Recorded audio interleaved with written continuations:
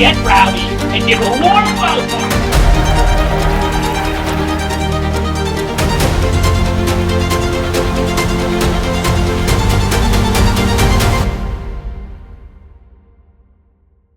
So please, welcome to the stage, Amy Jiao. So a question I get asked often is, what does a medical illustrator do?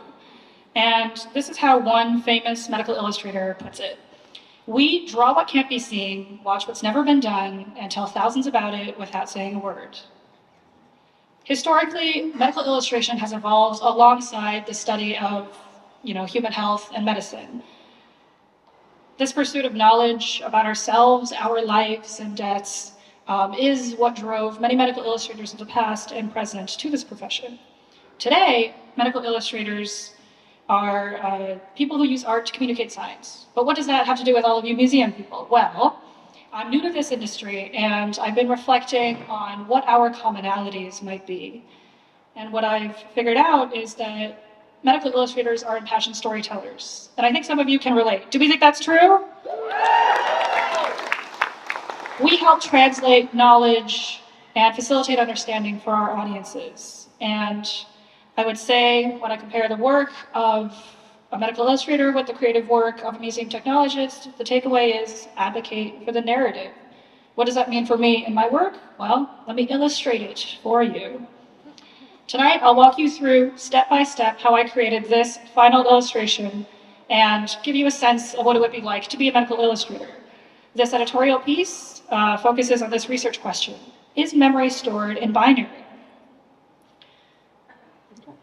This question comes from a theory that human memory is like computer memory. What that means is that molecular switches in our neurons or brain cells turn on and off just like bits of code. The visuals from this article are useful for scientists, but they don't help the public understand this idea at all. So what do? Cue medical illustration. Advocating for the narrative starts at the beginning and asking, what is the idea we're trying to communicate here? We're trying to say a brain is like a computer, sort of. But there's nuances in that. Depicting the brain as a computer is not a new metaphor at all. However, the way that we illustrate it affects the underlying message. Are we saying that the brain itself is the computer, or is it your whole body?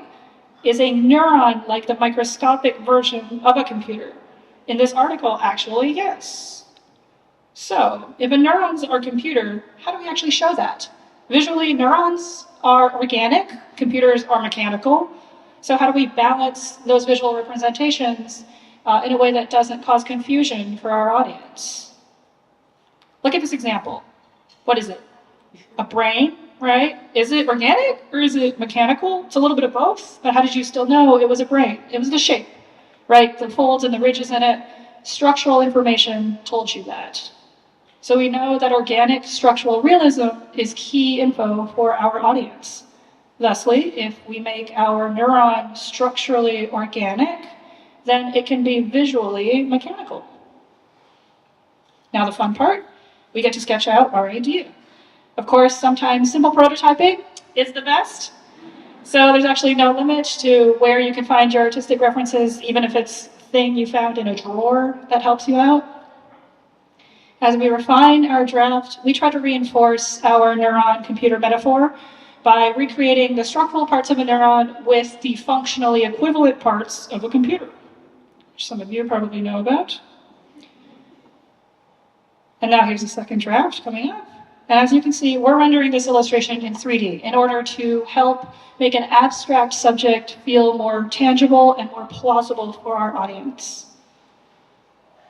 As for the finishing touches, I have one tip of the trade.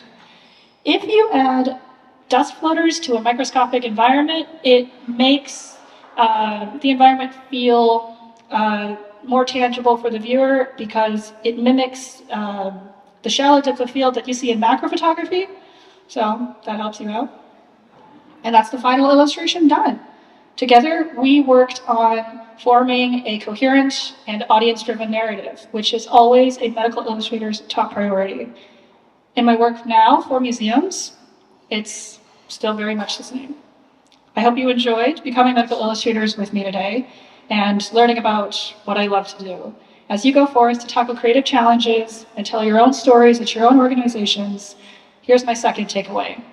Look for inspiration in unlikely places. If you're currently considering an unconventional new partnership, a new client, or a new hire, let this be your sign to go for it. They'll be grateful. I know I am.